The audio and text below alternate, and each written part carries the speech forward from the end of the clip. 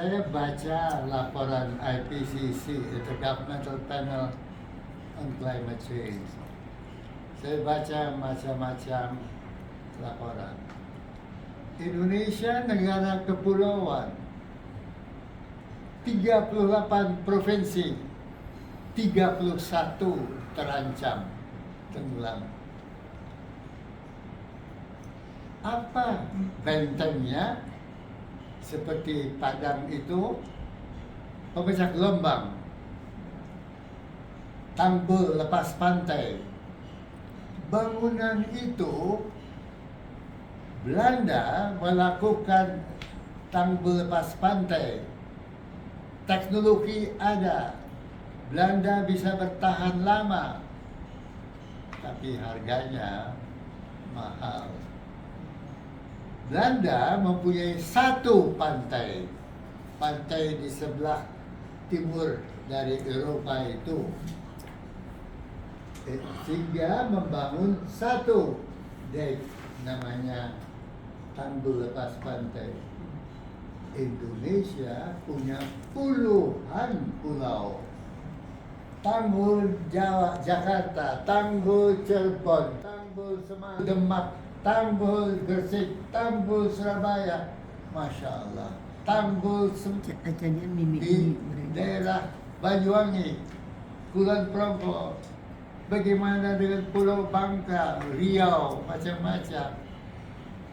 Tanggul itu mahal, kita negara miskin tidak bisa membiayai.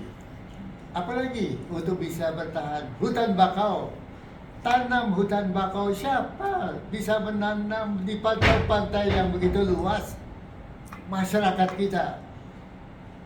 Maka kesimpulan saya, kita punya waktu 20 tahun, 21 tahun menuju ke 100 tahun Indonesia merdeka. We have to survive. Maka saya tanya pada para ahli, what to do? Tanam hutan bakau, cegah mengambil air dari laut, cegah ada lubang di tanah, jangan ada land subsidence. Jika mungkin ada tanggul lepas pantai, usahakan berbagai hal. Satu. Kedua, kembangkan teknologi desalinasi air laut menjadi air tawar, air minum. Seawater reverse osmosis yang sekarang dipakai di Pulau Seribu dan Riau. Teknologi ada, tetapi harus dikembangkan untuk beribu pulau-pulau kita. Air minum. Bagaimana dengan padi yang berubah iklim? Manipulasi dari genetic manipulation akan disesuaikan dengan iklim. Jadi ada ilmunya, ada teknologinya, tapi semua memerlukan uang. Dan uang ini kita tidak ada. Maka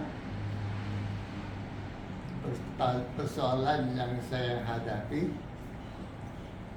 berdiri sekarang saya di tahun 2023 ini, melihat ke 2045, bisa tidak bangsa rakyat Indonesia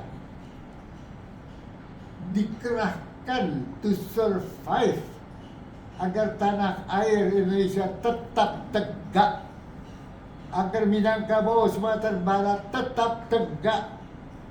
Survival of Sumatera Barat. Kalau kita mengembangkan budaya Minang ke luar negeri, sementara Sumatera Barat, pusat Minang turun tenggelam, apa yang kita jual,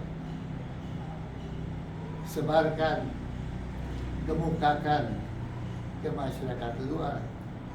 Jadi, maksud saudara saya mengerti, bagus, indah, but the time is wrong. Kita menghadapi a different battle. Battle sekarang, perjuangan sekarang adalah survival dari Minangkabau. Kalau kita kemudian pelajari geologi Sumatera Barat, kita bangga dengan lembah Ngarai. Kita lupa bahwa lembah Ngarai adalah akibat dari pecahnya gunung, sehingga dinding-dinding dari lembah Ngarai itu yang kemudian di atasnya ada kampung saya Kota Gedang.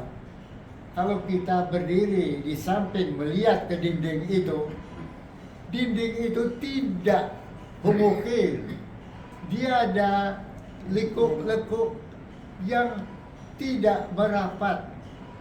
Dan kalau kita berdiri di atas tempat yang tidak merapat, ada masjid di Kota Gedang. Di masjid itu, persis di sampingnya, kalau kita ikuti, retak itu juga berhimpitan dengan retak ke lembah Ngarai. Saya tanya pada orang ilmuwan tanah, apa artinya ini? Artinya Pak, jika ada goncangan besar seperti yang dialami di Sulawesi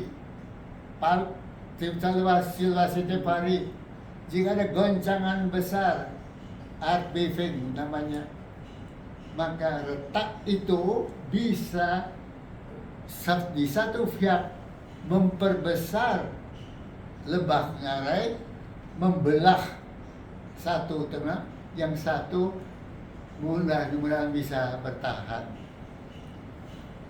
What can we do? Saya tanya. Ya, bagaimana supaya tidak terjadi goncangan earthquake itu? Lah, bagaimana? Itu bukan buatan manusia, tapi buatan alam. Jadi ada banyak masalah-masalah geologis.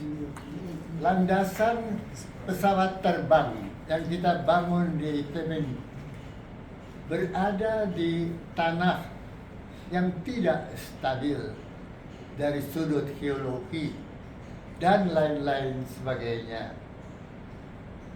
Jadi